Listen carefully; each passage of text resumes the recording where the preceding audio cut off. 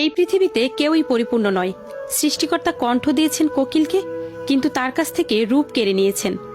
রূপ দিয়েছেন ময়ূরকে, কিন্তু তার কাছ থেকে ইচ্ছে কেড়ে নিয়েছেন। ইচ্ছে দিয়েছেন মানুষকে, কিন্তু তার কাছ থেকে সন্তুষ্টি কেড়ে নিয়েছেন। সন্তুষ্টি দিয়েছেন সাধককে, কিন্তু তার কাছ থেকে সংসার কেড়ে নিয়েছেন।